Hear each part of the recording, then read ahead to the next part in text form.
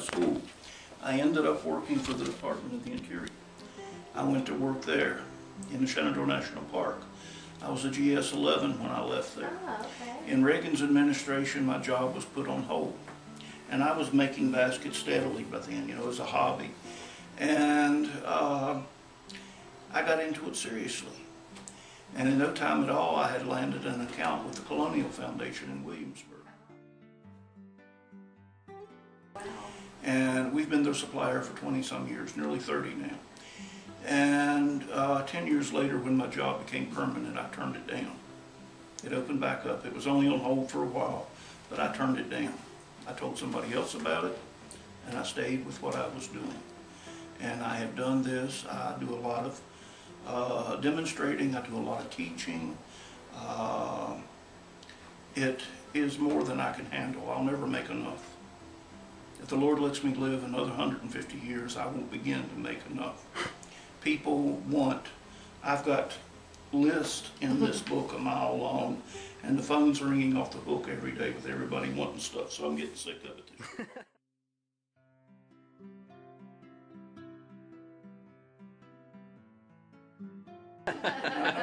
No kidding, we can't make enough. But anyway, I taught myself as a child. Nobody in my family did it. My father and uncle knew how to work the wood. They would repair chair bottoms. And around our home, we ended up doing a lot of the old styles of stuff. One of the big things that I do is grow apple trees, heirloom variety apples. I currently have about 350 varieties growing. Wow. Now, and we do historic restorations. Stonework is what I did in the Shenandoah National Park. If you go up there and visit places, you'll see a lot of the stonework we did. And of course, all up and down the valley you will. When the Frontier Culture Museum down in Staunton was built, I was one of 3 contractors picked to put a bid in on it.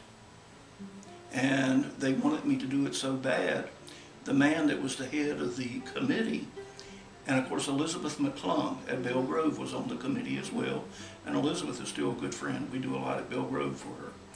But the man that was the head of the committee was a fellow by the name of Phil Berry. And when they had accepted the other 2 bids, Phil called me and asked me to bring my bid in. And he had a desk about that size, and when I got there, he had the other 2 bids laid out on the desk. I came in, I was holding my bid, and he talked a few minutes, and then he made an excuse to leave the room. And when he left the room, he turned the 2 bids around facing me, and I never looked at him.